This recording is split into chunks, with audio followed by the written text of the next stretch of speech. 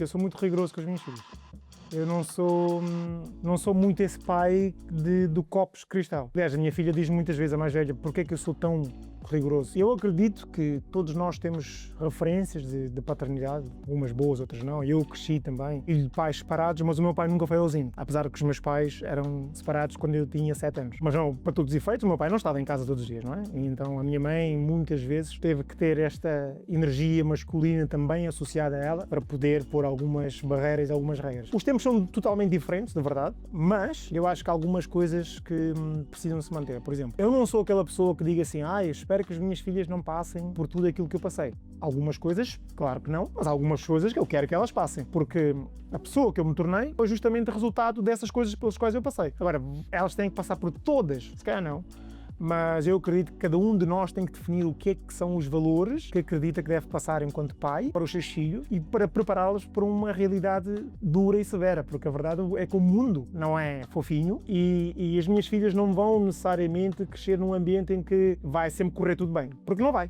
Então, para isso, precisamos de preparar essas crianças com os nãos, com não ter as coisas como elas querem no tempo que querem. Por exemplo, a minha filha mais velha, a Alicia, ela empreende para comprar as coisas que ela quer. No outro dia ligou-me a dizer que queria comprar não sei o que. Eu disse, tudo bem filha, tu podes comprar tudo, queres o teu dinheiro. Mas o meu dinheiro eu não quero gastar.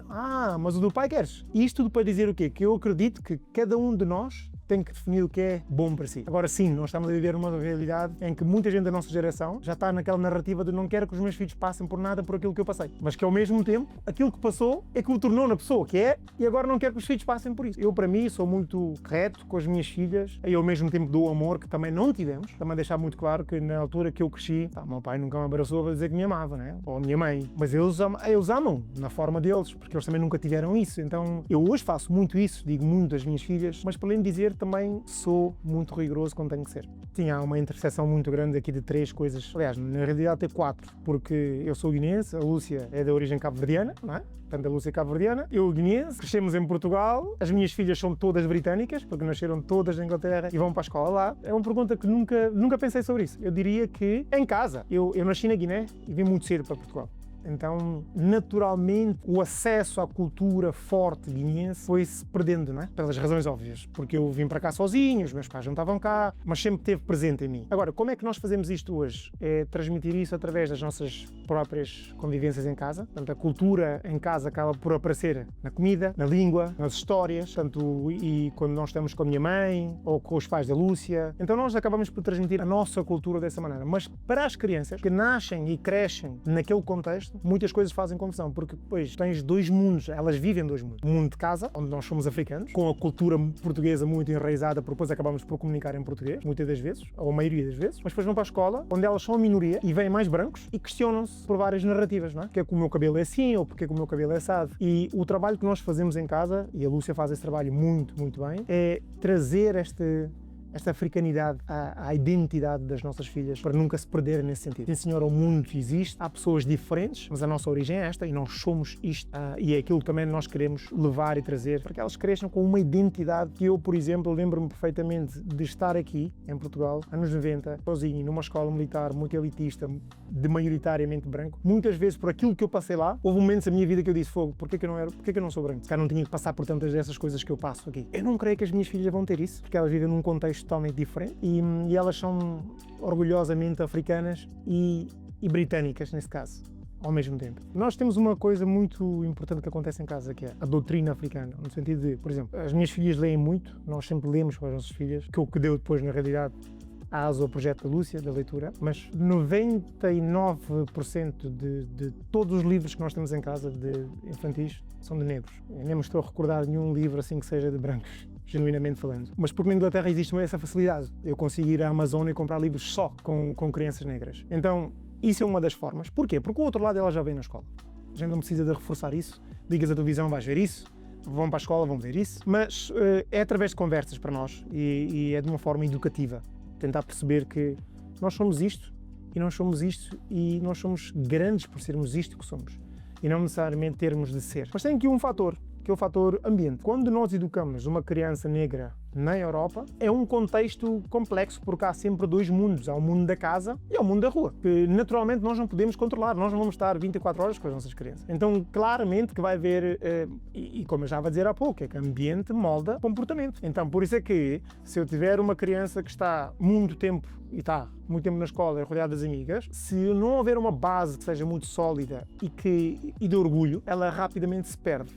E muitas coisas vão acontecendo. Então nós temos que ter esta consciência, temos que ter esta conversa várias vezes. Filha, atenção, que nós somos isto, mostramos história. Por exemplo, uma das coisas que eu faço, agora cada vez menos, mas tenho que fazer mais com as minhas filhas, é mostrar-lhes referências negras. Nós temos vários livros que mostram sobre as referências negras no mundo, do que fizeram. Então isso faz com que elas comecem a olhar e digam assim, eu também gostava de ser isto. Mesmo quando vão para a escola, e na escola vão dar história de um rei de Inglaterra porque conquistaram não sei o quê. Então nós, quando chegamos a casa, eu pergunto sempre o que é que ela está a aprender, e eu digo-lhe sempre, filha, isso é mentira. A verdade é esta, vamos sentar para ver a verdade. E ela questiona, como assim, pai? Como é que é mentira se o professor disse? Pois, mas o professor não sabe, filha. O professor está a seguir uma narrativa, está a seguir um script que lhe foi dado. Então é desta forma que nós tentamos fazer isto, de uma forma educativa, e tentar-lhes mostrar os dois mundos, mas principalmente mostrar o nosso mundo da parte boa do nosso mundo, porque o resto os outros já vão fazer, não é? Assim não precisamos fazer. É a forma como nós tentamos fazer. Agora, não creio que exista perfeição nesse sentido. Eu ainda não sou tão severo a esse ponto de dizer assim, olha, tu não vais isto, tu não vais aquilo, mas como eu sei que nós somos fruto do ambiente, se nós mudarmos para a África, eu não preciso ter essa conversa, porque o ambiente mudou, mas é da nossa parte como pais, criar estas bases, dar-lhes referência e mostrar-lhes que, olha, há pessoas tal como nós que estão a fazer coisas incríveis. Queres seguir o mundo, sei lá, do jornalismo, ou de fazer isso, olha Bantuman, olha o que é que o Eddie faz, a Vanessa, não, não. Nós temos meninas. Então, a criar referências, a mostrar mesmo, olha, estas pessoas fazem isto, olha estas pessoas o que é que fazem, e têm sucesso no que fazem. E isso, para mim, é fundamental. A adolescência é a fase mais crítica, né? Para todos nós. Então, há perigos diferentes para rapazes e para meninas na adolescência. Para nós, perigo é óbvio. Criminalidade, entrarmos por vias que muitas vezes não vão ter boas saídas. Para as meninas é outra coisa, é gravidez precoce, é outro tipo de preocupações. E eu tenho que ter esta consciência que muito do futuro, ou dos futuros namorados, ou marido que as minhas filhas vão ter, muito disso é fruto de quem eu sou, né? Para o bem e para o mal. Então, as crianças têm uma referência muito forte nos pais, as crianças meninas, neste caso, da mesma forma que nós, a nossa maior referência, por norma, são as nossas mães. Muitas vezes nós estamos aí para as relações procurar alguém parecido com a nossa mãe, em referência, e corre sempre mal, né? Então, e para as meninas é igual, eu acho que é a mesma coisa, a referência maior é os pais, e portanto eu tenho que ter um cuidado dentro da minha imperfeição, sabendo que eu vou falhar variedíssimas vezes, mas tenho que ter uma consciência, um cuidado de perceber que elas no futuro vão provavelmente olhar para um homem parecido a mim, ou exatamente o oposto a mim. Eu sempre quis ser pai, e sempre quis ser pai de menina também, e ter meninos, não é? Mas sempre quis que a minha primeira fosse uma menina. Uma coisa estranha. Só que pronto, depois não consegui fazer um rapaz. Mas muitas vezes já questionamos, porquê três? Tipo, se não tivéssemos tido filhos nenhuns, ou tivéssemos tido filhos mais tarde, teríamos feito tantas outras coisas que não conseguimos fazer. Mas ao mesmo tempo, já questionei, se eu tivesse sido pai mais cedo, se calhar as minhas filhas neste momento já estavam numa outra fase. Enfim. Só que é daquelas coisas que nunca vais saber a resposta. É o se, mas nós somos orgulhosos de ter 3 meninas e temos uma particularidade. Por exemplo, algo que eu costumo dizer que eu sou um pai super especial, e eu sou um pai especial no sentido que não há muitos homens que podem dizer orgulhosamente que são pais de uma criança com autismo. E eu sou um desses homens. Não há muitos, não é? Normalmente os pais ou fogem ou não... Mas eu acredito que a Lia, que neste caso é a nossa filha que tem autismo, ela veio claramente para nos ensinar uma série de coisas. E eu sou orgulhoso pai de uma criança com autismo, e não há muitos homens que podem dizer isso. Então eu faço parte dessa minoria que me coloca num pai super especial. Eu acredito muito na espiritualidade, e eu acredito que as crianças com autismo, elas vêm para nos ensinar algo muito especial. Por exemplo, no meu caso, eu claramente sei que a Lia veio para mim, e eu explico porquê. Eu, desde muito miúdo, que eu sempre tive tudo aquilo que eu disse que ia ter. E no timing que eu disse que ia ter. Punha uma ideia na cabeça, eu sabia que um dia ia fazer...